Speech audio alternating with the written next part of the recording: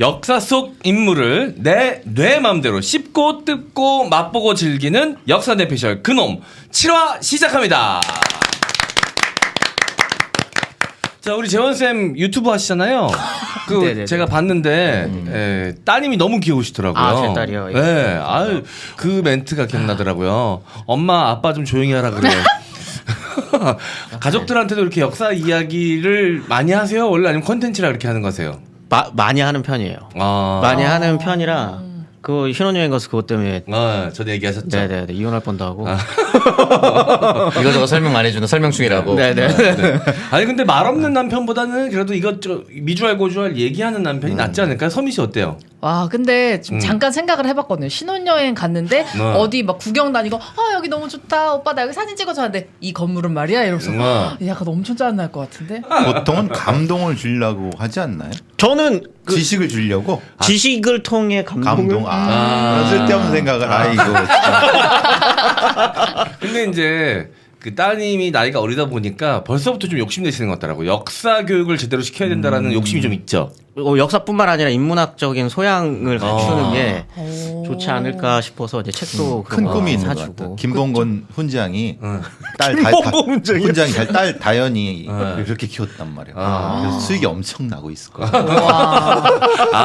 지금 흥나무 유튜버로 지금 키우려고. 아니요. 7살 역사 천재 뭐 이런 식으로 지금 돈벌이 이용하시려고 그러는 거예요 지금? 아닙니다. 네, 그런 건 아니고. 아니 요즘 워낙 다들 유튜브 만드는 게 또 대세다 보니까 예. 우리 서미 씨도 유튜브 채널 있잖아요. 그쵸. 저는 원래 패션 유튜브 해가지고 룩북 했었거든요. 네. 눈이 많이 커지네요. 근데 오창석 씨가 또 룩북 전문가거든요. 네. 근데 오창석 씨가 안 본다는 얘기는 크게 메리트가 없다는 얘기입니다. 제 룩북은 상업성이 없다고 판단한 것 같아요. 네. 아니요, 상업성이 있죠. 선정성이 없는 거죠.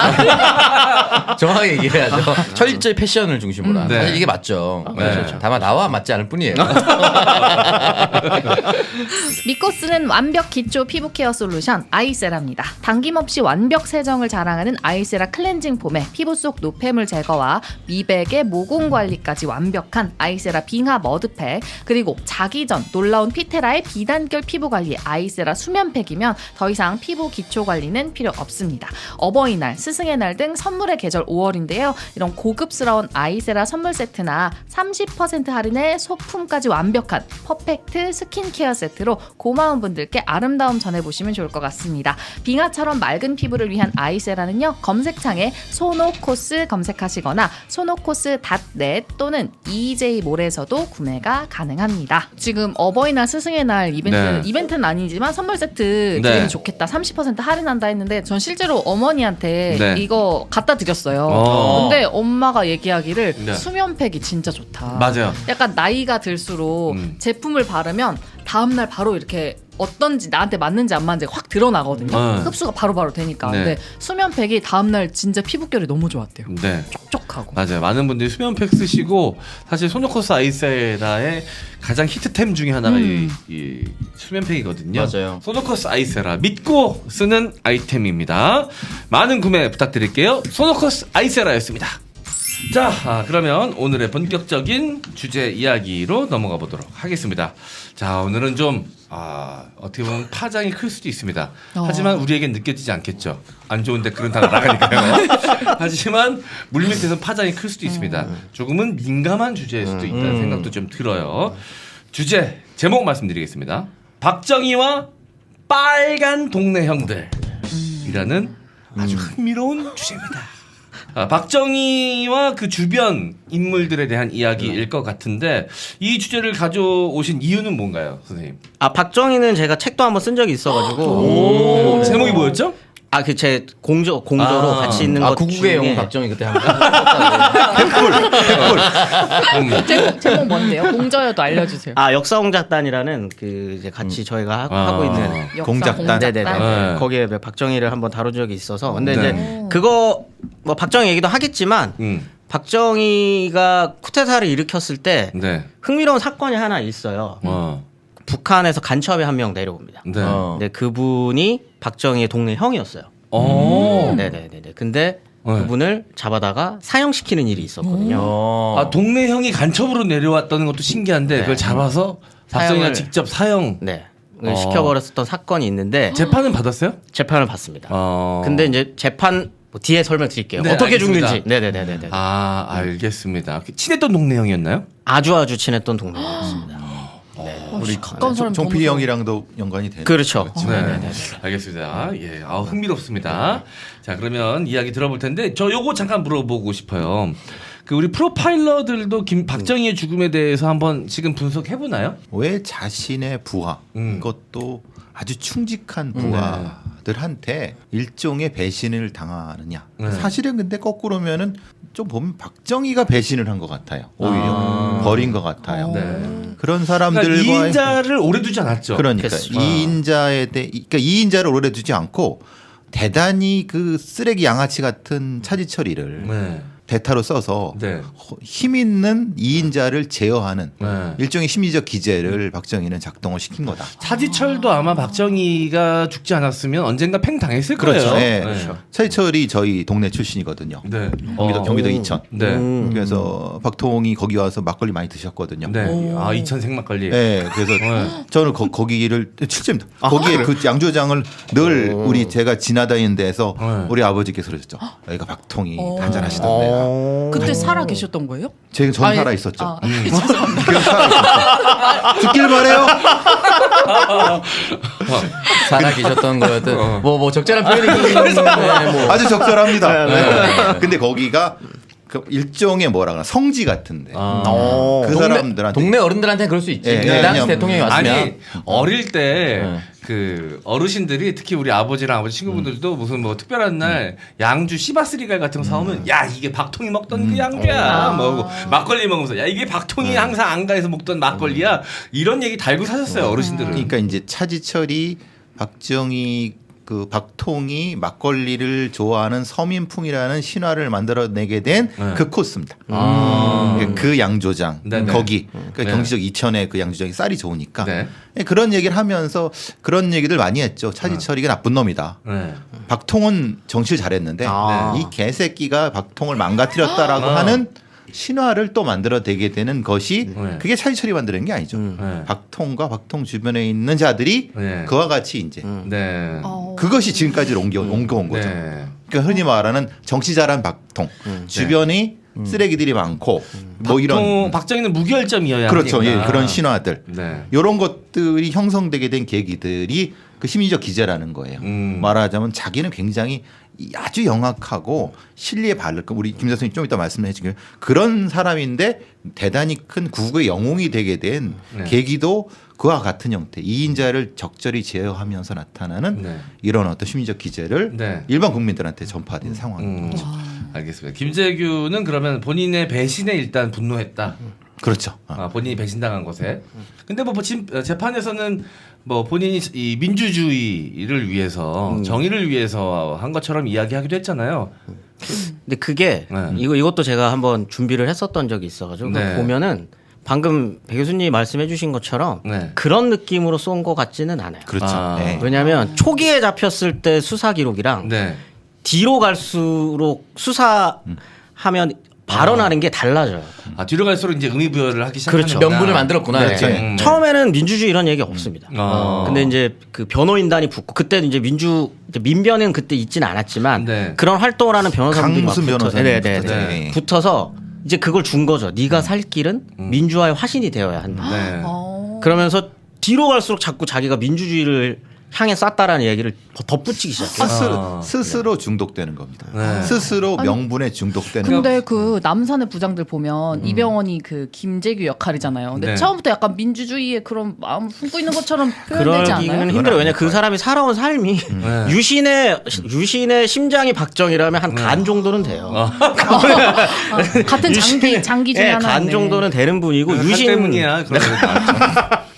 근데 그게 자체가 우리가 이제 잘못 알고 있는 신화에 빠져 있다는 거죠. 박정희와 박정희 주변에 있는 자들이 이 땅의 어떤 뭘 위해서 이제 헌신한 어떤 사람들이고 그걸 위해 서로 간에 혁명이라는 걸 통해 뭘 해왔던 사람들이다. 네. 라는 신화에 빠져 있기 때문에 네. 그 중에 하나가 김재규다. 이런 식으로 우리가 알고 있는 거지 사실은 실제로는 그렇지 그러기는 않을 수 힘들죠. 있다는 네, 거죠. 알겠습니다.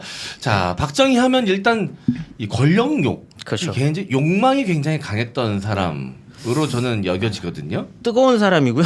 이 욕망의 끝에 도달하다가 네. 이 길이 이 욕망의 끝에가 내가 1등이 될 수 없다 그러면 네. 그 욕망의 방향을 끝도 없이 바꾸는 사람이에요. 계속. 계속 자기가 1위가 돼야지만 직성이 풀리는군요. 이 원래 빈농의 자식이었는데 이제 나중에 사범학교를 들어가게 되고 네. 선생님을 하다가 이제 만주로 넘어가서 이제 다시 또 한번 모습을 바꾸고 네. 그다음에 이제 남로당의 장교로 있다가 네. 다시 또 이제 완전 빨갱이를 척결하는 몽주의자가 사람으로 되는. 또 얼굴을 바꾸는. 네. 그러니까 그 바닥에서 뭔가 이 바닥이 조금 위험하다 싶으면 바로바로 그 욕망의 방향을 바꿔버려요. 얼굴을 자주 바꾸는 사람. 뒤통수 치기에 능한. 그런 인간. 그러면 남노당 그러니까 이 공산주의자도 사실 아니었던 거죠. 남노당에 가입했던 것도 사실은 거기서 뭔가 한 자리를 차지하기 위함이었던 게 가입했던 건 맞죠? 가입했습니다. 그죠, 예. 가입을 했는데 이제 왜 가입했느냐도 이제 이 형들이랑 다 연결이 된 거라서 네, 그거를 이제 천천히 조금 봐야 오늘 될 이야기랑 그 이야기가 또 네네네. 맞닿는 부분이 있군요. 네네. 알겠습니다. 자, 그러면 이 주제에 빨간 동네 형들이란 말이 등장합니다. 이 형들은 누굽니까? 일단 두 명이 있습니다. 한 네. 명은 이제 박정희의 친형, 셋째 형이거든요. 박상희라고 하는 사람이고요. 두 번째가 이제 아까 말씀드렸었던 그 간첩으로 내려오게 되는 황태성이라고 하는 사람입니다. 근데 이제 박상희랑 황태성은 잠깐 설명을 해드리면 이 지역 구미뿐만 아니라 거의 경북 지역에서 날고기는 초엘리트예요. 박정희의 셋째 형이었던 박상희가 구미보통학교 출신입니다. 지금은 여기서 하면 구미보통학교 출신 하고 넘어가지만 이 시기 1906년생이거든요. 네. 근데 이 시기에 초등학교 나왔다? 네. 초엘리트입니다. 아, 그래요? 학교 자체를 못 초엘리트. 가니까. 이때 초등학교 진학률이 한 5%? 빈농인데도 불구하고 초등학교에 초등학교를 보냈다. 들어갔다는 얘기는 정말 얘가 싹수가 보이는구나라고 판단을 했던 거군요. 엄청 공부도 잘했고. 초등학생인데 뭐 그런 게 있어요? 초등학생. 초등학교를 졸업하면은 이제 엘리트로서 활동할 수 있어요. 그리고 똑똑한 친구들은 서민 씨가 그런 인생을 안 살아봐서 모르겠지만 한 대여섯 살만 돼도 총명함이 보여요. 그렇죠. 그 이전에는 13, 14세 때 흔히 말한 저걸 할 수 있는 거예요. 사회적 경제적 활동. 지금 우리가 20살 넘어야 경제적 활동이죠. 그때는 그때는 뭐 앞쪽이죠. 30 전후면 인생이 거의 다 산 그렇죠. 것처럼 지나가는 그런 거니까. 시대니까. 그렇죠. 10대 후반이면은 이걸 할 수 있으니까 우리랑 나이 개념이 다른 거죠. 네. 그렇기도 하고 보통 학교에 입학하는 나이가 우리처럼 지금 8살이 아니에요. 그럼요? 몇 살이요? 지금 플러스 한 평균 3, 4를 더하시면 됩니다. 한 14, 15살. 네. 그러니까 나이대로 따지면은 중학교 졸업한 고등학교 정도의 나이라고 생각하시면 되고요. 충분히 총명함을 느낄 수 있는 나이. 네. 그땐 차이 많이 나죠. 네네네.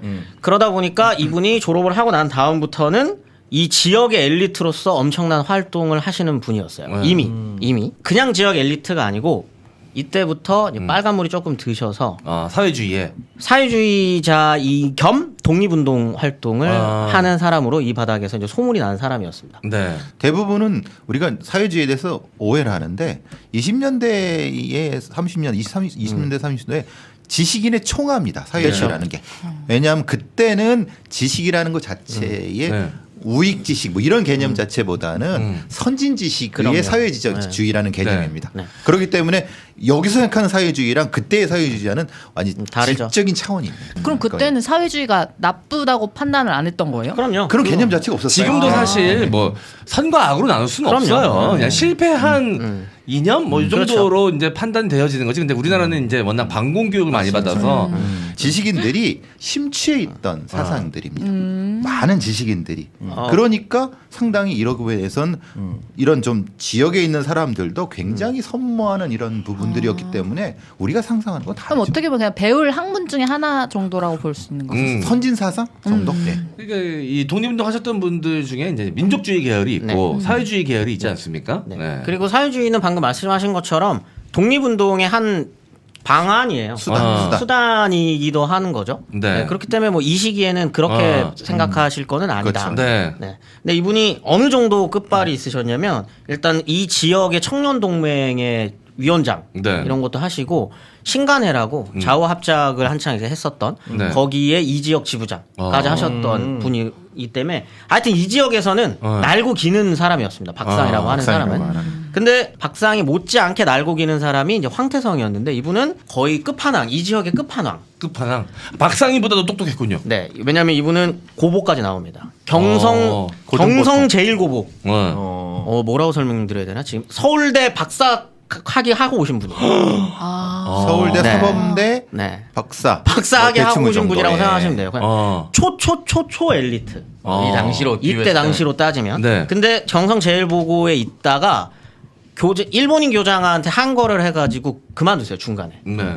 졸업은 하지 않고 그만두고 자퇴를 하신 다음에 연희 전문 지금 연세대죠. 네. 거기 또 입학했다가 거기서도 이제 뭐 휴학 동맹 휴학이랑 이런 거 독립운동을 하시다 또 퇴학당하시는. 네. 이제 머리는 엄청 좋고 네. 일제에 대한 반감 엄청난 네. 이런 독립운동을 하셨던 분이었는데 이분이 다시 마을로 돌아오셔서 네. 박상이랑 같이 이 선산, 구미, 대구 이 지역에 네. 사회주의 운동을 이끄는 초엘리트로서 활동하고 있었던 거였죠. 네.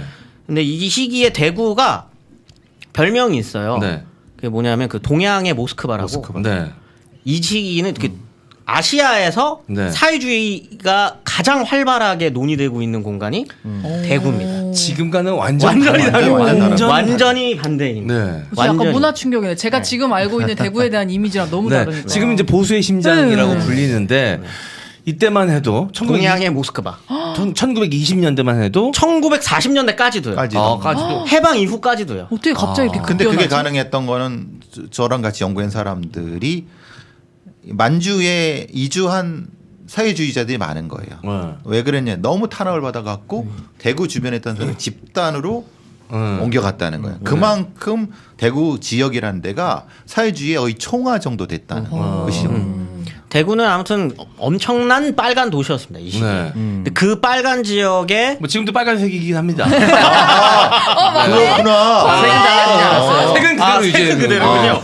색은 우와. 그대로군요. 네. 네, 네. 그 빨간 지역의 사회주의 운동, 독립운동을 이끄는 사람이 형과 황태성이었고 당연히 그러다 보니까 박정희가 커 나갈 때 영향을 받을 수밖에 없었던 사람들도 이 두 분이었다는 거죠. 네. 네. 그러면 이 박정희와 황태성도 굉장히 좀 긴밀한 관계를 유지하고 있었겠네요. 완전 친한 사람이었고요. 이 나중에 그러니까 박상희의 네. 자녀들을 결혼할 때 네. 황태성이 중매를 서줘요. 박상희의 자녀가 결혼할 때, 때 황태성이 중매를 서줄 정도로 네. 가장 끈적했었던 사이였고 네. 이후로도 해방 이후로도 계속 같이 이제 친구처럼 지내면서 네. 운명의 약간 그 운동을 같이 해 나가면서 운명의 공동체처럼 끈적한 사람. 그리고 박정희가 무엇인가 진로를 결정할 때 네. 항상 조언해주고 충고했었던 사람들이 이 두 사람이었던. 멘토. 네. 그리고 멘토죠. 박상희 롤모델. 딸 박영옥, 네네네네. 박영희 누구랑 결혼했게요? 김종필이랑 결혼하거든요. 그 유명하신 분이죠. 네. 그런 또 사연이 있군요. 네, 그러니까 이 박정희랑 그냥 단순히 박정희 친형의 친구가 아니고요. 네. 정말 끈적하게 서로 엮여 있는 사이인 겁니다. 네.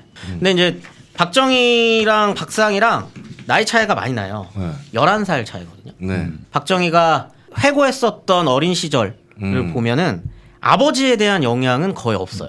박정희는. 네. 왜냐하면 아버지가 워낙 늙은 나이에 박정희를 낳기도 했고 그 다음에 아버지가 조금 한량이셨거든요. 그러다 보니까 이제 자기의 어떤 그런 또 롤모델, 그 다음에 내가 이렇게 커야지라고 했었던 사람은 박상희였었던 거였고, 네. 그래서 학교도 추천을 해줍니다. 네. 너도 보통 학교를 나와야 된다. 그래서 이제 박정희도 보통 학교에 진학을 하게 되는 거죠. 멘토였군요. 백제형과 황태성이 그야말로 이게 쌍 멘토였네. 네. 박상희가 머리는 좋았는데 사범학교에는 떨어져요. 왜? 시험운이 없어. 시험운이 조금 없었었나 봐요. 그 머리는 좋은데 시험운이 안 좋은 사람도 있거든. 놀았어 내 생각에. 어릴 때 좀 잘 나간다고 하면은 좀 쉬거든. 독립운동을 하셔다가 이제 그렇게 된 걸로 그냥. 옛날에는 사범학교가 중요했던 게 학비가 무료죠. 무료고 그러니까 거기 꼭 들어가야지 되는 부분. 대구 사범학교를 잠깐 설명드리면 이 지역에 그냥 천재들이 가는 학교입니다. 수재들만 갈 수 있는. 네. 네. 우리처럼 교사를 키운다는 개념이 아니라 그 당시에는 상당히 최고의 엘리트죠. 지식, 네, 지식인들. 지금은 한. 다른 부분인 거죠. 지역을 책임지는 사람이 그렇죠. 그렇게 되는 보는 거죠. 거죠. 네. 초등학교 선생님들은 전 과목을 또 가르치잖아요. 그런 다른 거. 자, 그런데 그러면 항일 운동을 그 박정희도 같이 함께 했었습니까? 그러니까 여기서부터 갈라지게 됩니다. 일본을 두고 네. 일본을 여기서부터. 대하는 스탠스를 두고 네. 박정희가 사범학교까지 가는 거는 형 말을 잘 들어요. 사범학교까지는 박정희는 갑니다. 박정희 붙어요? 사범학교에 붙죠. 합격을 해가지고 다니고. 일단 여기서부터 삐끗했네. 난 못 간 거 동생은 가니까. 그러네. 그다음에 여기서부터 네. 박정희도 형을 약간 무시해요. 아. 해고를 하는 부분이 있는데 근데 대가리, 물론 좀 속된 말로 이제 대가리가 굵었다 그러거든요. 회고를 하는데 이제 근데 대통령님의 형도 그 네. 지역에서 똑똑하신 분 아니셨나요? 이렇게 네. 물어봐요. 근데 이제 박정희가 우리 형은 사범학교 떨어졌어. 아니 그 키 작은 친구들 중에 자기 잘 되면 대바라지는 분들이 있어요. 나중에 잘 돼가지고. 이 방 안에도 한 명 있는데 근데 이거 잘못된 게 나는 원래 그랬어. 잘 되기 전에도 그랬어요. 근데 그런 건 확실히 심리적인 기제가 있습니다. 어. 자기가 선망했던 어떤 사람을 내가 넘어섰다는 생각을 했을 때 그때부터는 약간 그런 우월감을 느끼나? 근데 사실 그것은 진짜 우월감이 아니라 네. 허세죠, 허세. 허세적 우월감을 느끼기 시작하는 거죠. 박정희는 아마 그랬을 수 있어요. 그러니까 네. 박상희를 넘어섰다고 생각하지만 사실은 자기도 알잖아요. 진짜 실력자는 박상희라는 걸 알잖아요. 근데 내 표현은 어떻게 해야 돼요? 나도 저 정도는 했어요. 이 정도 느낌, 허세적인. 어떻게 보면은 자격지심을 형한테 그렇죠. 갖고 자격지심이 있는 거. 있었을 수 있어. 아버지 같은 존재였지만 네. 중요한 거는 식민지기에 내가 점점 더 많이 배우고 점점 높은 자리로 올라간다는 건 식민지적 차별을 눈앞에서 본다라는 소리예요. 그러니까 예를 들어서 똑같은 그냥 네. 그 동네에서 그냥 농사짓고 사시는 분들이다. 네. 아니면 그냥 이렇게 뭐 장사를 하시는 분들이라고 하면 네. 당연히 식민지적 차별은 느끼겠지만 네. 그 윗선에서 느끼는 차별과는 급이 좀 달라요. 왜냐하면 사다리로 올라갈 필요가 없잖아요. 농사를 짓는 분들은 계층의 사다리. 어차피 다 농사니까. 네네네. 약간 그냥 이거죠. 아우 일본 놈들 아우 짜증나 또 뜯어가네. 또 뜯어 이건데 계층의 사다리를 끊임없이 이렇게 상한학교 올라가고 사범학교 가고 이런 분들은 내가 1등했는데 일본에 꼴등한 놈이 더 잘 살아. 막 이런 턱턱 걸 걸리는 거. 육두분 같이. 그렇죠. 네. 다 잘난 놈이니까 아주 네. 조그만 차이가 큰 결과를 낳을 수 그렇죠. 있잖아요. 이게 왜 내가 조선이기 때문에 나는 이런 취급을 받아야 돼? 라고 하는 그 억울한 일이 네. 더 많이 생기는 거거든요. 이렇게 그 계층이 올라가면 올라갈수록. 이해됩니다. 무슨 상황인지. 근데 그때 박상이랑 이제 친구인 형이 네. 선택한 건 독립운동이었던 거죠. 네. 그래, 우리가 독립을 해야지. 네. 라고 하는 걸 선택했는데 박정희는 반대의 길이죠. 네, 이 일본인이 사범학교, 되길. 사범학교에 들어가서 선생님이 됐는데 장학사도 일본인, 교장도 일본인. 내가 가리키는 놈들 중에 다 일본인들이 있고 나 더러워서 내가 일본인이 돼야지. 이렇게 된 거. 삐뚤어졌네. 정반대의 선택을 하게 되는. 어떻게 보면 되게 빠르게 현실 수능형이에요. 완전 현실을 수능해버리는. 그래서 그렇죠. 거기에는 근데 박상희의 역할이 컸다고 보는 거죠. 왜냐하면 박상희는 이런 선택을 했어. 나는 어떤 선택? 일부러 다르게 간 반대 거예요? 선택. 자격지심 때문에 그럴 수 있겠다는 생각이 점점 더 드네요. 그래서 이 사람이 선택을 하는 게 이제 만주행인 겁니다. 형한테 열등감이 좀 있었나 보구나. 열등감 원래는 존경심이었는데 네. 원래는 근데 존경심. 저 열등감과 존경심이 또 어떻게 보면 한 끗 차이지. 한 끗 차이거든. 네. 이분이 만주를 선택하게 박정희가 만주를 선택하게 되는 건 만주라고 하는 지역이 좀 특이해요. 네. 약간 특이한 지역이에요. 그러니까 조선에서는 식민지 조선에서는 늘 꼴등밖에 못합니다. 조선인은 일본인이랑 조선인 둘밖에 없으니까 여기서는 언제나 내가 꼴등이에요. 조선인은 2등 국민인 2등 거죠. 국민인 거죠. 근데 만주는 좀 달라요. 어. 만주는 오족 협파라고 그래가지고 네. 일본인, 조선인, 한인, 그러니까 중국 한인, 만주족, 몽골족 이렇게 5개의 종족이 섞여 사는 나라거든요. 괴제국이니까. 그러니까 차별 좀 덜 할 수 있겠구나. 그래서 다섯 중에 2등은 할 수 2등은 할 수 있는 거예요. 2등, 둘 중에 2등 하는 거잖아요. 달콤한 땅이구나. 네, 5명 중 2등 할래, 둘 중 꼴등 할래. 이 사람은 5명 중 2등을 2등 선택합니다. 하는 델리만주네. 델리만주요. 달달하니까. 네. 근데 그거를 선택해서 가서 실제로 일본인을 넘어서는 성적을 쌓으면서 만주군관 학교 수석 졸업을 하게 되는 거죠. 이때는 창씨 개명이 이미 된 상태였나요? 다카키 마사오라고 하는 이름으로 가죠. 다들 많이 아시는 것처럼 만주군관학교 1기 때는 입학 지원에서 떨어져요. 왜 떨어졌어? 나이 제한으로. 왜냐면 나이가 사범학교까지 많았어요. 졸업하고 선생님질을 하다 갔잖아요. 근데 나이가 많아가지고 입학에 들어갈 수 없는 나이였어요. 늦깎이생이라고. 네네. 그때 쓰는 게 혈서입니다. 그때 쓰는 게 이제 멸사봉공의 자세로 견마지로에 그걸 다 하겠다, 충성을 다 하겠다라고 해서 이때 혈서를 쓰고 2기로 입학을 하게 됐어요. 늦깎이로. 네. 그게 추천을 해줬죠. 네? 그거 보고 추천해줬죠. 그것 때문에 갔는지 안 갔는지 솔직히 아무도 몰라요. 그러니까 근데 그런 얘기가 있잖아요. 네, 그렇죠. 이걸 혈서를 혈서를 썼는데 써서. 그걸 보여주니까 거기서 추천을 해 선생이 했다 이 얘기가 돼서 네. 그렇게까지 할 필요가 있었느냐 그런 논란이 있었던 거죠. 만약 그 혈서가 진짜 혈서는 진실인 거죠. 그건 찾아냈습니다. 원래 소문이었는데 저기 민족문제연구소 그 네. 선생님들이 네. 그분들 무서우시거든요. 대단해요. 대단하신 분들이거든요. 대단합니다. 네. 그분들이 찾아내서 그걸 실무로 찾아냈어요. 혈서 썼던 걸. 이게 보관돼 있었구나. 네. 야, 일본에서 갖고 있었나? 그 어디서 발견됐는지는 정확하게 모르겠는데 네. 그게 이제 신문 기사로 나왔었던 거랑 그냥 네. 그 유명한 거 있잖아요. 이렇게 차고 이렇게 사진 찍고 있는 거. 네. 그게 이제 발견이 되면서 이게 진짜였다. 그러니까 일본군이 되기 위해서 혈서까지 썼다라는 거잖아요. 그렇죠. 그래서 그거를 보고 만주에 입학을 시켜준 거네. 그렇죠. 만약에 그때 그 당시에 혈서가 진짜로 있었다면은 이제 신문에서 일본인들이 선전하기 너무 좋을 것 같아요. 그렇죠. 식민지 사회에서 맞습니다. 이렇게까지 넘어와서 충성을 다하는 사람이 있다. 식민지의 그것도 지식인 선생이 선생을 하다가 이런 늦깎이도 음. 천황을 위해서 이 정도로 했는데 니네들 뭐 이런 정도까지 홍보하기 얼마나 좋아. 초선의 김은혜가 유승민을 이기는 것처럼. 갑자기 딱 떨어지네. 딱딱 떨어져. 내 앞에 줄 서니까 바로 당근은 바로 주는 거 아니야. 또 아랫뉴스에 말려들었습니다. 바로 대선후 보고 나발이고 자 가라 경기도지사 이렇게 된 거 아닙니까? 그런 거 하지 말라고 박정희 갖고 왔는데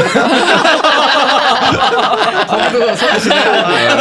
대단하시네요.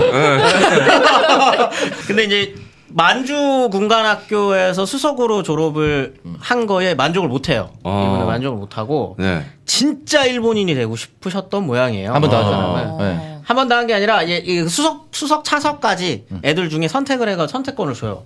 너 선택을 줄 테니까 일본 실제 일본 진짜 일본 육사. 육사로 편입할래? 아, 그때 선택을 하죠. 네, 네. 일본 육사 가겠습니다. 진짜 일본인이 되기 위한 여정이구나. 네. 그 그래서- 세상의 중심으로 가는 거죠. 네네네. 세상의 중심으로 가는 거지. 그래서 이때 이건 썰이에요. 이거는 사실 그 확인된- 당시에 동북아는 이제 일본이 그렇죠. 그럼요. 그러니까 완전히 그때는 세상의 중심이죠. 중심이었고.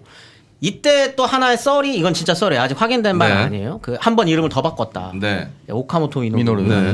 근데 그거는 다카키 마사오는 그 이름에 박정희라는 흔적이 있어요. 그걸 이제 푸는 네. 거니까. 예, 원래 자기 이름이랑 고향을 따가지고 일본어로 풀거든요. 네. 그래서 나무 목자랑 발을 정자가 들어가요. 네. 다카키 마사오에는. 오카모토 미노루에는 아예 조선인의 냄새가 아예 안 나는 이름으로 바꿨다. 네. 일본 육사에 들어가면서 네. 라고 하는 썰이 있는데 그거는 아직까지 확인된 바는 없습니다. 아직까지 확인된 뭔가 바는 의도가 없고. 있긴 있겠죠. 근데 이름을 근데 바꾼다는 건. 그게 뭐 99년에 어떤 재미사학자 누군가가 그 얘기를 처음에 하시면서 이제 썰이 네. 된 건데 아직까지 이게 확실한 증거는 나오지는 않았어요. 네. 근데 진짜 욕심이 많게 느껴진다. 엄청난 나는 일본인이 되고야 말겠어. 아마 피를 갈아 넣으려면 넣을 수 있는 사람이었어. 그 욕망의 끝에. 그 욕망의 끝에. 혈서 썼으면 저는 가능했지 않았을까. 맞아. 네. 추측할 수 있죠. 이거를 이제 박상희 형이랑 엄청 말렸다고 해요. 그건 아니지 않냐. 그렇게까지 가가지고 네가 이런 차별적 구조 속에서 그런 것까지 이해하는데 네가 거기까지 가서 이래야 돼? 라면서 이제 말려고 싸웠다라는 이야기까지도 있어요. 네. 당연히 싸우지. 네네네. 그래서 이때 조금 사이가 멀어집니다, 형이. 아니, 그러니까 형과 제일 친한 형 친구는 지금 항일운동, 독립운동을 하고 있는데 그렇죠. 그 아끼던 동생이 일본군 장교가 되겠다고 사관학교를 가겠다고 하는 상황이잖아. 혈서 쓰고 막. 완전 정반대의 길을 간다고 하니 이건 집안 싸움 나지. 요렇게 해가지고 일본 군이 되죠. 일본 군이 된 다음에 정말 얼마 안 있어서 인생에 거의 이제 나락으로 떨어지는 시점이 와요. 박정희. 갑자기? 왜냐면 44년에 인관합니다. 네. 아 해방이. 그렇죠. 1년 뒤에 해방이. 그러네. 1년 남은 때. 겨우 라인 잘 탔다고 생각했는데. 1년 군 생활을 하는데 1년 군 생활도 사실 이제 박정희를 욕하는 사람들이 박정희가 마치 그 간도 특설대에 들어가가지고 독립군을 때려잡는 토벌했다. 네. 뭐 이렇게. 그건 오히려 박정희를 과대평가한 거고요. 그런 사람이 아니죠. 그럴 급이 안 됐구나. 아니 그걸 못 따져. 네. 소대장밖에 안 되는데 어떻게 네. 토벌을 합니까? 이때의 증언을 종합해서 보면 아마 그 깃발 깃돌이 기수.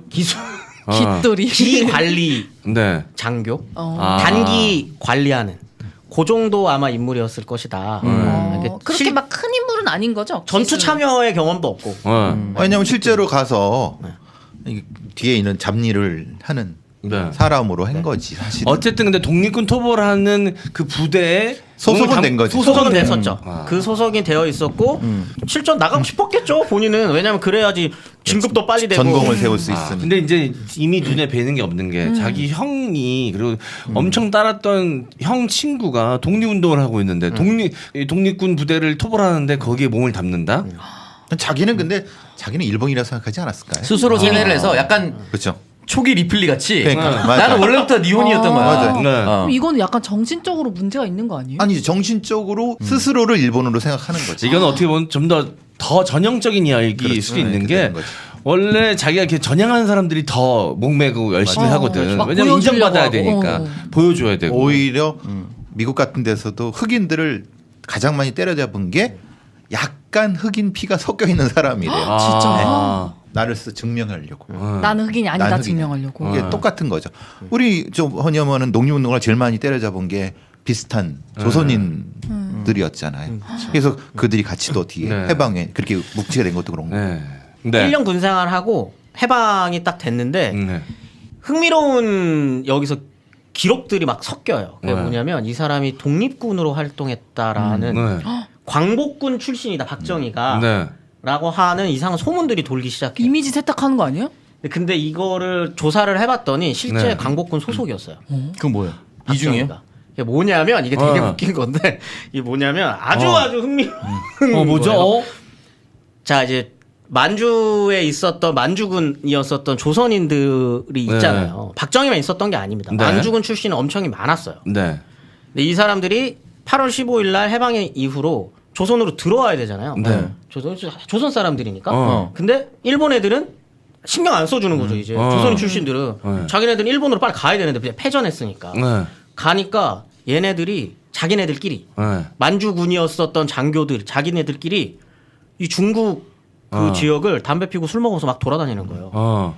이제 왜 어디 갈 수가 없어. 낭인이 돼가지고? 낭인이 돼서 돌아다니는 거예요. 근데 군복은 입고 있어요. 그 광복군이 된 거야 그래서? 아니요 그때 아니 한국복을 입고 있어요. 근데 만주군복 입고 네, 있어요. 만주군복 입고 돌아다니니까 근데 이때 이거를 이제 그때 당시에 그 지역을 총괄하고 있었던 중국 애들이 보고 중국군이 보고 저 새끼들 뭐야? 한국말 하는데? 근데 물어본 거죠. 니네 뭐야? 아, 저 일본인 아니에요? 네. 일본 아니에요? 막 이런 거죠. 네. 근데 그때 한창 그 중국에 있었던 행정을 담당하는 군인들이랑 네. 실제 강복군 출신들, 네. 실제 강복군 출신들이 서로 이제 연합해가지고 이제 군 실제로 거기서는 독립운동을 했었던 분들이니까 네. 이제 서로 말이 오간 거예요. 야 여기 저 한국말 쓰는 애들 저기 일본 군복 입고 돌아다니는데 쟤네 뭐냐? 야 니네가 관리해. 이렇게 된 거예요. 거기서 활동하던 독립군들한테 관리를 맡긴 거예요. 네. 광복군 지대. 네, 광복군 지대에서. 아, 네, 그 광복군 밑으로 들어간 건가? 네, 그런데 소속을 그냥 강제로 편입해버린 거지. 데리고 가야 되니까. 중국에서 사실 강제로 편입시킨 거구나. 편입시킨 거. 만약에 그렇지 않으면은 문제가 생길 수도 있으니까. 그러니까 관리를 해야 되니 어딘가에 소속은 만들어놔야 되니까 그 일본군복을 입고 있는 애들을 광복군 밑으로 넣어버린 밑으로 거예요. 넣은 거예요. 어머 운도 좋네. 근데 거기에 플러스 이때 당시 이제 남한 내에서의 정치 지형을 좀 봐야 되는데 네.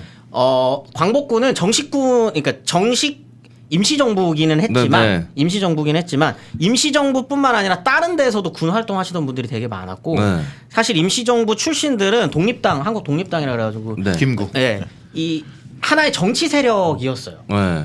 정부가 못 되는. 네. 그래서 다른 정치 일을 하는 정당들도 있었던 거죠. 네. 그러다 보니까 이 한국 독립당에서 광복군을 다시 남한으로 불러들일 때 네. 쇠뿔리기를 하고 싶었던 거예요. 물적 토대를 만들고 싶었던 거죠. 그래서 이제 쪽수 누리려고 쪽수 걔네들까지 셌구나. 그렇죠. 근데 가장 아마 만주나 중국에서 힘이 있었던 게 동북 한일 연군 네네네네. 같은 세력들이 사회주의 세력들이 그렇죠. 막강한 군대를 가지고 수천 있었어요. 명씩. 왜냐하면 연대급에. 근데 독촉이나 이런 데는 독립적 민족 계열은 물적 토대가 없었어요. 광복군 이때라 다 합쳐야 300명 그 정도밖에 없어. 정도였거든요. 그러면은 실제로 뭘 해보려고 하면은 이 쪽수가 안 안 되는 되니까 거죠. 일본군 출신의 만주군 애들. 출신들을 우리야 같이 해 이런 식으로 쓱 넣은 거라고. 거예요. 그래서 만주군 출신 애들을 야 넣어줄 테니까 일로 와. 그래서 서로 좋은 거지. 잔편지대인가 그래갖고 지대 편성을 해서 숫자를 불리고 광복군 이름으로 들어요. 되게 슬픈 역사다. 그렇죠. 진짜 슬픈 역사. 사실은 저게 저건 나의 동지가 독립군을 때려잡았던 애들인데 걔네들이 광복군의 어떤 지대 형태로 네네. 해서 돌아가 보니까 얘가 독립운동회가 돼버린 거지. 아이고. 그래서 그 슬프지. 소문이 난 거예요. 박정희가 독립군 사실은 독립군이었다. 그러니까 실제로 저기 일본과 싸웠던 애들은 찬밥이 돼버리고 네. 이런 문제가 된 거죠. 그러니까 이것도 결국은 누군가의 욕망에 의해서 약간 뒤틀려진 역사잖아요. 그렇죠. 그렇죠. 정치적 야욕에 의해서. 그렇죠. 근데 다 알죠. 광복군 사람들은 다 알죠. 그 새끼들은 만주군 출신이었다는 걸 다 알기 때문에 네. 들어오자마자 사실 팽당해요. 들어오자마자 바로 팽당해 버리고 고향으로 옵니다. 네. 고향으로 딱 왔는데 완전히 전세가 역정된 거죠. 왜냐하면 박상희 같은 경우에는 최고 지도자. 네, 완전 지금 대구 지역을 와. 이때 만약에 총선 나갔으면 되셨을 거예요. 그 정도로 인기 스타. 그지 독립운동을 꾸준히 했으니까. 꾸준히. 그리고 이때는 특히 지역은 그 여운형 선생님이 네. 만드셨었던 이제 건준이라고 네. 하는 세력이 건국준비위원회. 거의, 건국준비위원회가 꽉 잡고 있었는데 이미 그때도 예, 박상희는 거기에 참여를 하고 있는 상태였고 네. 그 지역에서는 뭐 거의 인기 탑스타. 상당히 실력자. 네. 좌우익을 막론하고 이 사람만큼 식민지기에 네. 이 동네를 위해서 독립운동하고 했었던 사람이 얼마나 됐나. 그 정도로 이제 꽉 잡고 있는데 박정희는 만주군 갔다가 내려가지고 실업자. 실업자 돼가지고 이렇게 쭈글쭈글하고 와 있는 상태로 와서 엄청 혼냄을 당한 거죠. 또 이제 야, 상희 형한테 가지 이 새끼 말라고 했잖아. 가지 말라고 이 새끼야. 했는데 쓸데없는 짓 하다가 형 말 안 들어가지고 이렇게 된 거 아니야. 이렇게 되면서 열등감은 더 커졌겠네. 그렇죠. 그죠. 그게 가장 핵심적인 부분. 이게 그 다음에 박정희 선택의 핵심적인 부분. 왜냐면 내가 그렇게 노력해가지고 그 잘난 셋째 형 내가 한번 이겨보나 했는데 야 운명이 시대가 날 이렇게 안 도와줘? 이런 억울함이 억울한 거죠. 억울한 거죠. 생겼겠네. 억울한 거죠. 근데 이제 박정희는 또 신분 세탁을 또 합니다. 왜냐면 이때 이제 또 이제 남한에서도 사관학교를 만들어야 되니까 조선 경비 사관학교라는 것도 만들어요. 잽싸게 짐 싸서 6개월도 안 된 상태에서 네. 짐 싸서 다시 여기로 다시 들어가죠.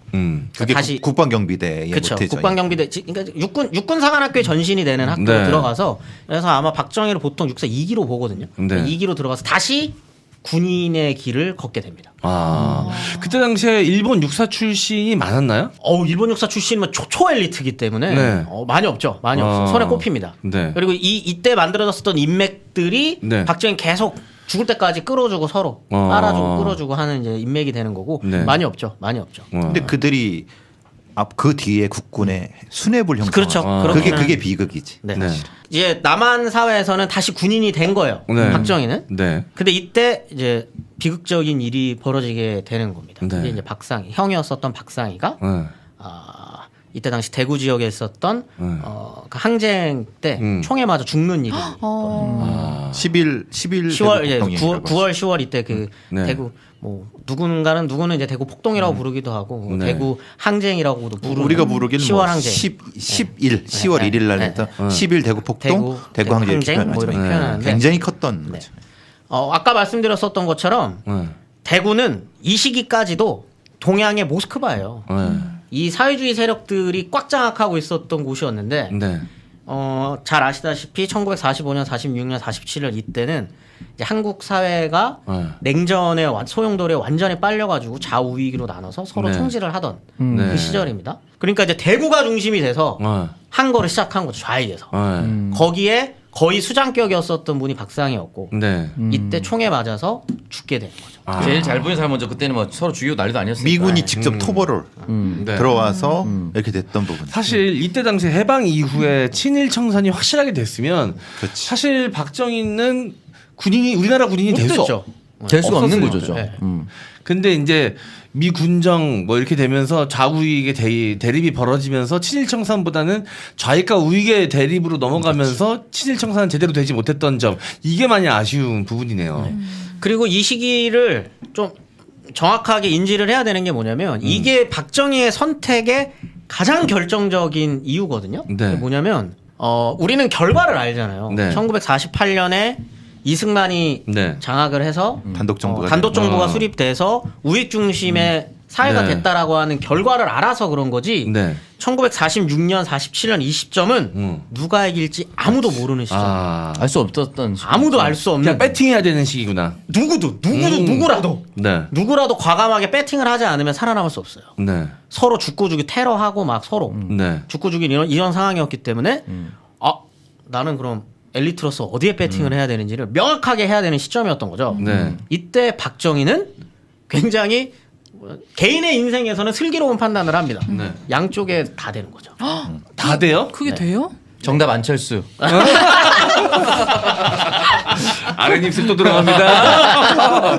아랫입술 또 경납됩니다. 간제비라서 이렇게 나중에 다 된 거고. 간제비를. 결국 단일화에 성공했군요. 왜냐하면 이제 우익 중심의 그 군으로 들어가고 그죠. 군대는 가장 우익인 집단이니까. 아니었습니다. 근데 그것도 아니에요 사실. 아. 이 시기는 47년 때까지의 시기는 군내에도 좌익 세력들이 절반 정도예요. 서로 배팅, 군인들도 서로 배팅해야 되는. 나 어디에 붙어야 되지? 네네. 이런 상황에서 이 사람은 우익에도 붙고 네. 형의 죽음 이후로는 남로당에도 가입을 하게 되는 거죠. 네. 기록으로는 형의 죽음이 네. 너무나도 비극적이었기 때문에 네. 복수심에 가입했다라는 이야기를 해요. 본인은. 네. 왜냐하면 이제 그래야 나중에 이제 남로당 그때 숙군 자격도 걸렸을 때 이제 그냥 정상 참작이 될까봐 변명이 네. 되죠. 네. 변명이 될까봐 형이 총 맞고 다 생각해 보세요. 조사관한테 그렇게 얘기하는 거 생각을 해봐라. 형이 총 맞아갖고 근데 그 우익 세력들한테 총 맞아갖고 와가지고 네. 멍석에 이렇게 말려서 죽었다고 하거든요. 네. 총을 이렇게 마지막 장면이. 네. 그래서 형수 막 울고 불고 막 난리치고 이렇게 하는데 네. 내가 어떻게 가만히 있을 수가 있겠냐. 어. 그래서 나는 어쩔 수 없이 가입을 했었던 거다라고 얘기는 하는데 그럴 사람은 아니에요. 그러니까 어디가 이길지 모르니까 일단 줄 탄 건데. 이 사람의 살아온 궤적이 삶의 궤적이 그렇게 감성적인 분은 아니에요. 네. 그러니까 배팅. 조사를 하면은 네. 그때 이제 그렇게 조사를 해야죠. 어. 실제로 그랬는지. 네. 그럼 근데 형의 요거는 죽음까지 약간 이용한 건가? 아니 그 죽은 건 죽은 거지만은 그것 때문에 남로당에 가입하거나 그런 건 아니지. 왜냐하면 자기도 대세를 보고 가입을 한 거지. 양쪽의 근데 줄을 다 댈 그렇죠. 수밖에 없죠. 네. 형의 공백이 생기면 지금 대한민국 정치에도 슬픈 것들이 있는데 만약에 예를 들어서 남편이 어떻게 정치를 하다가 부인이 출마하는 경우 있고 아버지가 출마한 지역에 아들이 그대로 출마하는 지역이 있잖아요. 박상희가 죽었어. 그 공백이 생겼어. 구심점이 내가 되거나 내가 과실을 받아먹을 수도 있는 상황이 열린 거지. 충분히 그럴 수 있죠. 그리고 박정희는 그렇게 생각할 수 있지. 적통이니까. 그렇죠. 사실. 그리고 박상희예요. 박상희를 따르던 실제로 따르던 그 사회주의 세력에서 박정희를 계속 꼬셨다고 해요. 네가 해야 된다. 네가 들어와서 형의 복수를 해야 된다. 네. 라고 계속 꼬시니까 이제 그래? 누가 이길지 아직 모르니까 한번 해볼까? 그래서 양쪽의 선을 대는 선택을 하게 되고 이때 황태성은 긴가민가 할 때 아예 북쪽으로 넘어가 버립니다. 네, 북한으로 아예 넘어가서 거기에서 자리를 잡는 황태성은? 선택을 하는 거죠. 결국은 걸리죠. 네. 1948년이 되면은 이제 완전히 네. 우익이 장악을 해서 단독 정부가 수립이 되고 그다음 이 그 겹쳐지는 시점에 한국 역사의 가장 가슴 아픈 역사 중에 하나 이제 4.3 여순 이렇게 되는 거죠. 4.3이 터지면서 여수 순천에 있었던 군인들이 들고 일어나서 우리는 이제 진압하러 가지 못하겠다라고 하면서 이거 지금 꾸미고 있는 새끼들 다 잡아 족쳐라고 하게 되면서 아까 말씀드렸었던 것처럼 군내에 있었던 좌익 세력들을 뽑아내는 이걸 네. 숙군 작업이라고 하거든요. 네. 숙군 작업을 시작하게 되는데 네. 이때 박정희도 걸리는 거죠. 남로당에도 가입되어 있었다. 명단이 있었으니까. 명단이 있었다라고 하는 거예요. 네. 근데 이제 박정희 굉장히 미스테리예요. 정말 미스테리합니다. 네. 박정희만 살아요. 살아남았다. 박정희만. 네. 왜? 박정희만 정말 많이 죽습니다. 이 숙군 때 사실상 거의 한국 사회의 남한 사회의 이념 정리는 끝났다고 볼 정도로의 네. 엄청난 숙군 작업이었어요. 일종의 5간. 공천 대학살 같이 자기 개파 아닌 사람 다 날린 거지 그냥 어떻게 보면은. 그렇죠. 네. 그렇죠. 근데 정말 잔인할 정도로 죽이거든요. 그냥 죽이는 거예요. 근데 어떻게 살아남았을까요, 박정희는? 아까 말씀드렸었던 이제 형의 죽음 때문에 어쩔 수 없이 됐다라는 이제 그 작전도 쓰면서 둘째는 다 팔아 넘기죠. 명단을. 조직원 이름을. 네. 남로당 진짜. 네, 남로당의 명단은 이걸 또 알아야 되는데 박정희는 굉장히 오랜 시간 군에 있을 때 정보 장교를 해요. 다 알고 있었겠네. 네, 정보장교 역할을 하거든요. 군내 자익 성향이 네. 있는 군인들은 다 알고 있었고 자기가 실제로 남로당에 가입도 돼 있으니까 아주 이 고급 정보에 접근할 수 있는 사람이었겠네요. 그렇죠. 특히 남로당 쪽에서도 고급 정보를 갖고 있을 수밖에 없었던 게 형이 그쪽에 거물이었고 그러네. 그 인맥도 다 알고 있었고 했기 네. 때문에 그 정보들을 빠삭하게 알고 있었던 거죠. 네. 그거를 다 넘깁니다. 술술. 공은 더 안 했는데. 어떻게 보면 이런 면에서는 참 특출난 사람인 게 계속 망하는 쪽에 선을 댔다가 또 일본도 팽망하기 전에 일본 줄에 섰다가 살아남고 또 이제 이 남로당에 발담궜다가 또 살아남고 생존이 쎄뻑은 정말 생존 능력 하나는 알아줘야 되는 사람이네. 그러니까 한국 사회의 정보 경찰이 왜 이렇게 득세하게 되는 이유도 박정희의 그 기술이 정보 출신의 어떤 그런 딱 박정희, 김종필이 연결되는 한국 사회 정보 경찰이 굉장히 세거든요. 사실 박정희를 알게 되면 우리나라의 정보 라인이 센다라는 수 있죠. 김종필이 또 이제 중정에 또 일대 그러면서 당연히 부장이 되니까요. 그렇게 해서 살아나요. 박정희만 네. 살아나는데 아무래도 남로당 출신이었었던 것 때문에 바로 군으로 복귀는 못합니다. 네. 근데 진짜 이상해요. 여기서부터 정말 박정희의 삶이 좀 이상한 게 군무원을 시켜줘요. 네. 군무원을 시켜줘요. 네. 그 이상하잖아요. 네. 간첩이에요. 네. 남로당에서 어떻게 보면은 그 정보 네. 빼내고 했었던 근데 이 사람을 죽이지도 않고 뭐 굉장히 쓸모가 있는 사람이었을 것 같아요. 그렇죠. 박정희가. 정보 배신 한 번 배신을 이렇게 제대로 한 인간들은 써먹을 때가 많아요. 사실. 왜냐하면 뿌락치잖아요. 쉽게 말하면 뿌락치 한번 쉽게 써먹으면 변절되는 사람이니까 네. 내가 이용해 먹을 수 있겠다라는. 쉽게 이용할 수 근데 있을 이게 쉽게 변절될 수 있는 것도 뒤집으면 정통성이 없기 때문에 얘를 써먹다가 언제든지 날려도 상관없는. 그렇죠. 그렇게 생각해요. 늘 등장하는 네. 영화의 소재잖아요. 내부자들의 조승우처럼 족보 없는 검찰인 거야. 칼로 쓰기 좋구나. 족보 없는 경찰인 거야. 써먹고 버릴 부당거래 그 황정민처럼 족보 없는 경찰대 출신이 아닌 경찰인 거지. 얘 데리고 와서 쓰다가 나쁜 일 시키다가 쓰레기질하면 이 새끼만 날리면 끝이니까. 왜냐하면 얘한테는 어차피 꼬리표가 있는 거니까 언제든지 올릴 수 없는. 내일 당장 이유 써서 만들어도 날릴 수 있는 애니까. 그렇죠. 충분한 엄청난 거 남로당 출신이라는 건 그 자체는. 엄청난 이 사람들한테는 끝내 약점으로 발목 잡혔던. 근데 보통 같으면 에이 때려쳐 안 해. 그리고 갔는데 박정희는 그게 아닌 거예요. 심지어 계속. 심지어 군무원을 돈 안 받고 해요. 그러니까 무료 봉사. 군무원은 군사 공무원이에요. 네. 그러니까 어떻게든 또 자신 또 다시 부활하려고 불씨를 지피려면 자리가 하나 있어야 되니까 돈 안 받고라도 하겠습니다 이렇게 한 거 아니야. 이게 이제 히틀러와 비교되죠. 그 어려운 걸 그냥 계속 깨기작 버티는 능력은 둘이 아마 공통점이 있죠. 무료로 군무원 생활을 하다가 한국 전쟁이 터지면서 정보장교로 다시 이제 급하니까 그렇죠. 그때는 그때는 필요하니까. 어쨌든 끌어모아야 되니까. 전시니까 뭐. 네. 그러니까 히틀러랑 비슷하네. 히틀러도 독일 사람 아니라 오스트리아 사람이잖아요. 그래서 독일 출신 내에서 성분이. 인정받으려고 네. 그렇게 애쓴 거 아니야. 뭐 그래서 승승장구합니다. 그 이후로는 승승장구를 해서 이제 쿠데타를 일으켜서 이제 최고의 자리에 올라가게 되는데 이 쿠데타가 일어났다라는 소식을 저기 북쪽에서 누가 들어요. 네, 그게 이제 황태성인 거죠. 그때 네. 보이지 이게 있었죠. 네. 네. 그 내 친구 동생 정희가 친구 동생도 아니야. 사실 완전 찐친한 내 동생 같은 동생 같은. 내가 진짜. 어복 키운 네, 어복 키운 정희가 정희가 그렇게 됐대. 그 땅꼬마 새끼가 갑자기 이제 신문을 봤겠죠. 신문에 침당경 생명을 봐도 박정희? 얘가 쿠데타를 이렇게 된 거예요. 지난 회차에 연기 좀 반응 좋으니까 또 깨알같이 더 나왔네. 이 침 양반. 빠지면 쳐가면서. 근데 연기가 되더라고. 근데 잘해. 근데 이때 당시에 황태성의 입지가 어떠냐면 불안했어요. 북한 내에서. 북한 내에서 박헌영은 숙청된 이유죠. 이미 박헌영은 숙청됐고 이때가 되면은 그 김일성이 자기 중심 요일사상이 되는 거죠. 완전히 주변 세력을 있었구나. 정리하는 시점이에요. 아마 58년도에 수청, 순안에서 쿠데타 일어났을 때 이후죠. 이후니까 이거 그냥 뭐 종파 사건 이후니까 네. 주변 세력들 다 나한테 기대는 놈 아니면 다 제껴. 이런 시점이었고 황태성은 원래는 그 무역상, 그러니까 지금 우리로 따지면 무역상이면 상공부의 차관 정도까지 올라왔던 사람이에요. 그래 높이 올라갔네. 엄청 1급 공무원까지 올라왔었던 이런 사람인데 언제 처질지 모르는. 수청 언제 될지 모르는. 네, 왜냐면 이건 핵심 라인이 아니거든요. 왜냐면 뭐 연안파도 이미 제껴졌을 때니까. 그러니까 김일성의 핵심 측근 라인이 아니었기 때문에 입지가 굉장히 흔들리는 시점에 참 이런 건 어떻게 보면 참 가슴 아픈 역사라고 해야 될까, 아이러니한 역사라고 해야 될까. 남도 그렇고 북도 그렇고 진짜 찐으로 독립운동했던 분들이 권력을 잡지 못했네요. 그렇죠. 북한도 마찬가지. 북한도.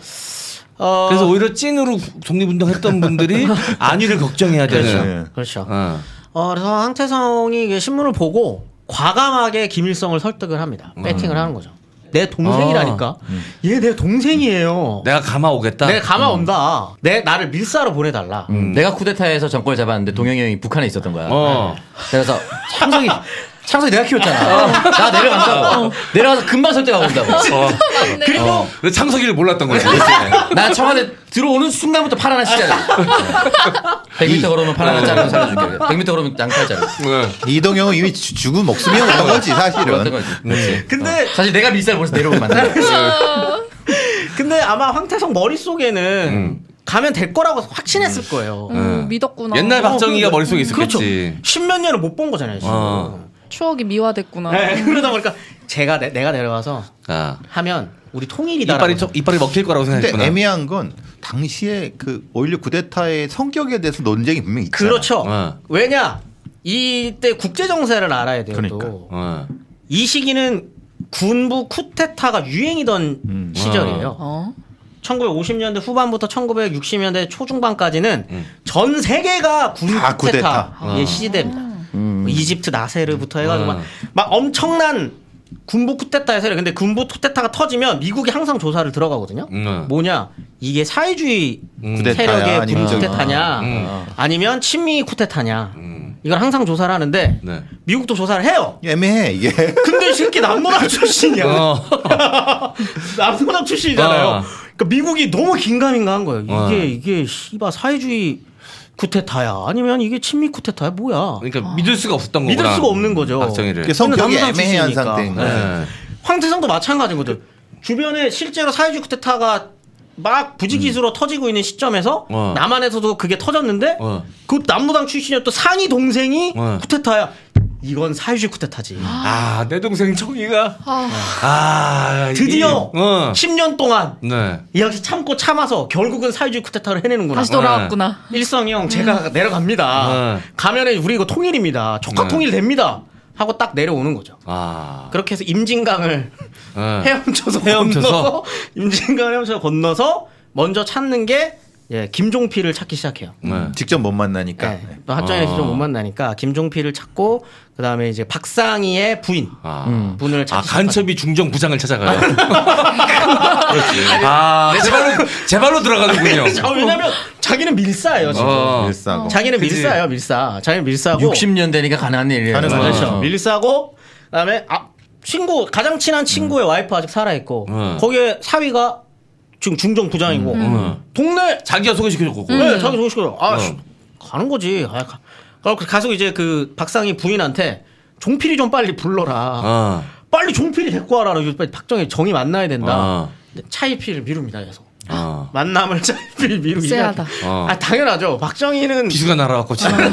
그다음 박정희 그 소개식을 들었을 때 기록은 없지만 아마 진짜 속으로 좋겠다 싶었을 거예요.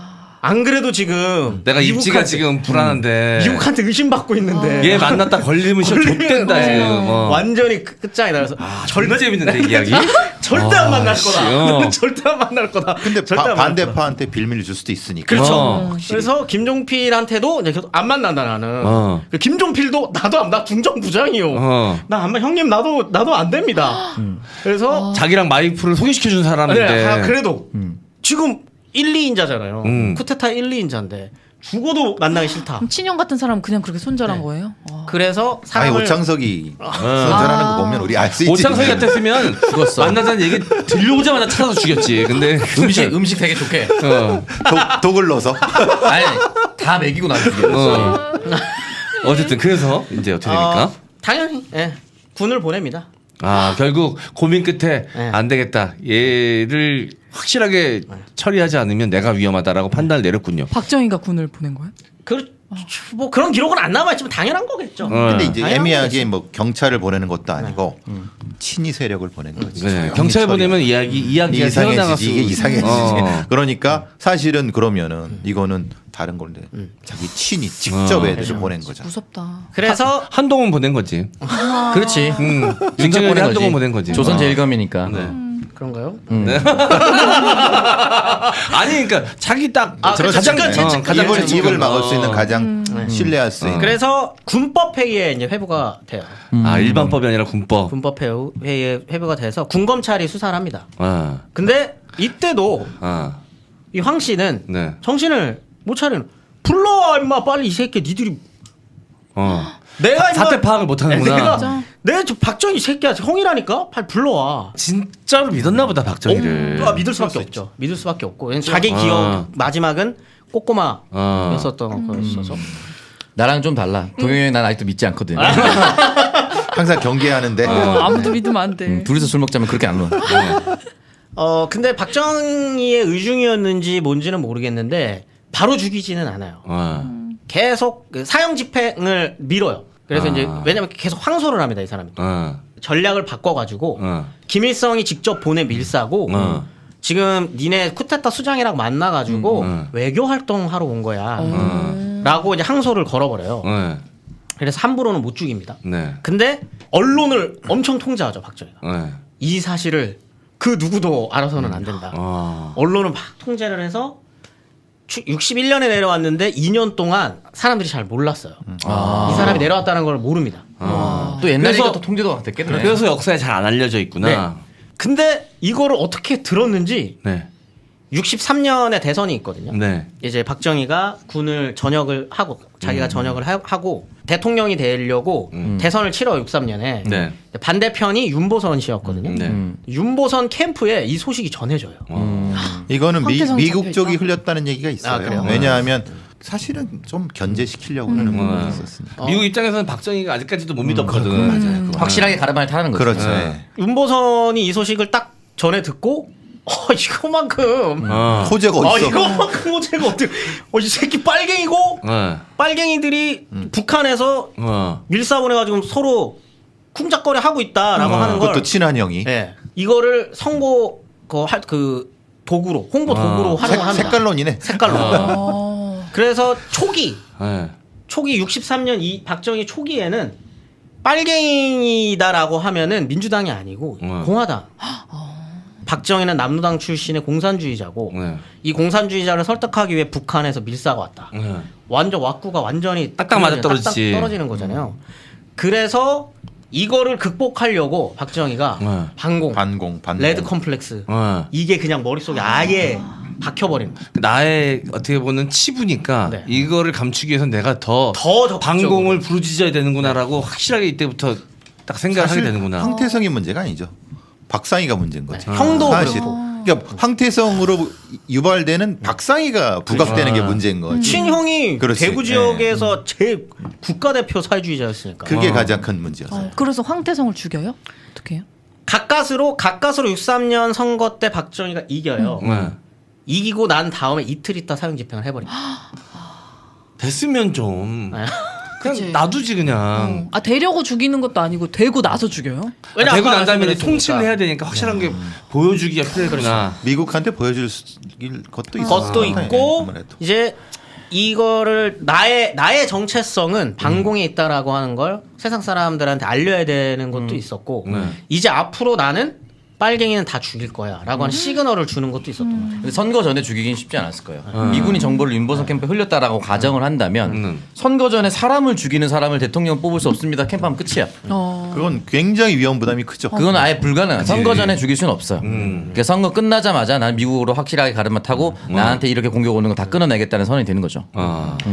그리고 죽인 다음부터 이 다음부터는 당연히 다들 아시는 것처럼 박정희의 어떤 그런 정책적 방향성은 완전히 오른쪽으로 기울어지게 되고 그 주변에 막 기자들이랑 이렇게 해가지고 나중에 70년 넘어가가지고 옛날 이야기 좀 들려주고 하는 기록들이 남아 있어요. 박정희 직접 한 이야기들이 박상희가 언급조차 안 됩니다. 기억에서 형을 완전히 지워버리는. 자신의 롤 모델을 자신의 인생에서 지우고 싶었겠지. 역사에서도 지우고. 네. 그래서 이 이제 흔히 말하는 이 빨간 형들은 자기 인생과는 상관없는 역사로 만들어 버리는 작업을 이때부터 이제 본격적으로 하기 시작합니다. 스스로 심리적 고화를 스스로 만드는. 자서전은 원래 자기 미화시키는 거기 때문에 안 좋거나 불리한 부분 빼겠죠. 싹싹 되는데. 그래서 이 박정희의 어떻게 보면 형에 대한 이 열등감과 자격지심이 이걸로 인해서 삐뚤어졌어. 지금껏 우리나라는 아직까지도 이 색깔론을 벗어나지 못하고 있잖아요. 그렇죠. 사실 박정희는 굉장히 논쟁적인 인물이죠. 어떻게 보면은.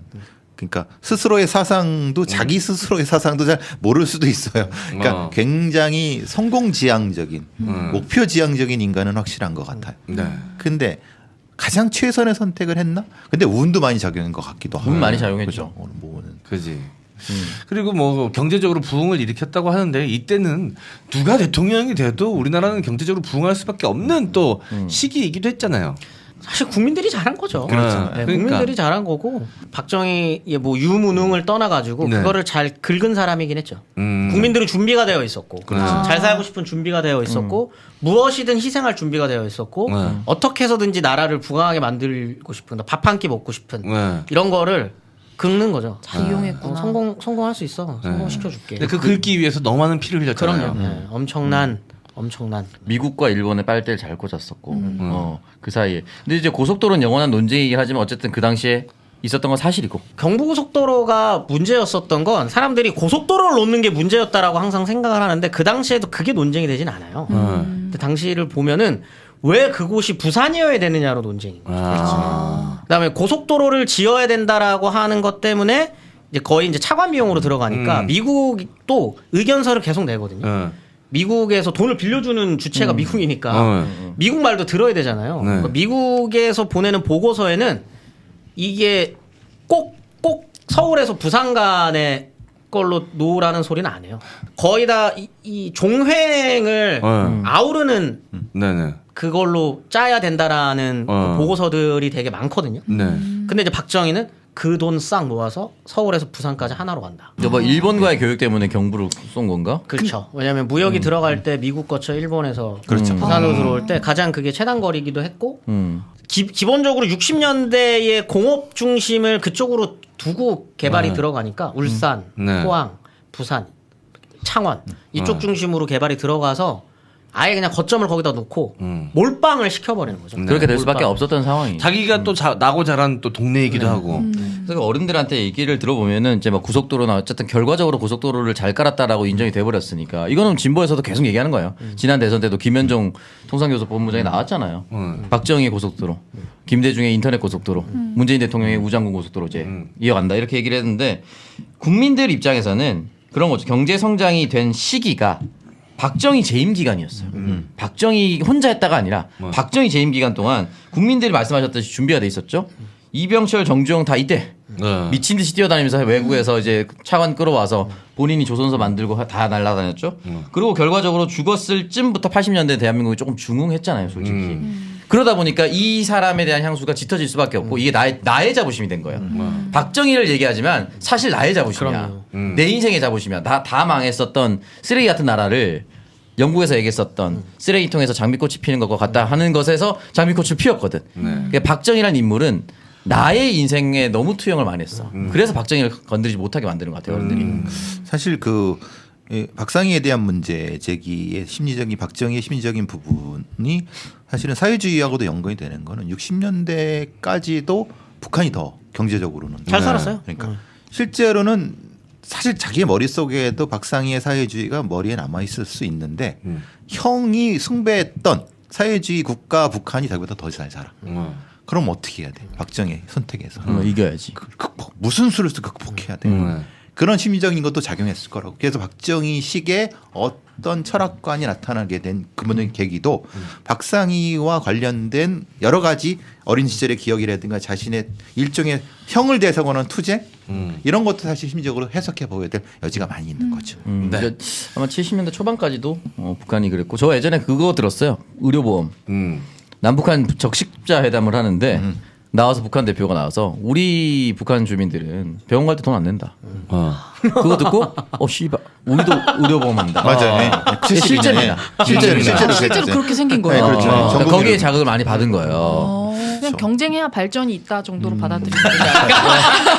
그걸 아름다운 얘기지. 굉장히 똑똑해져.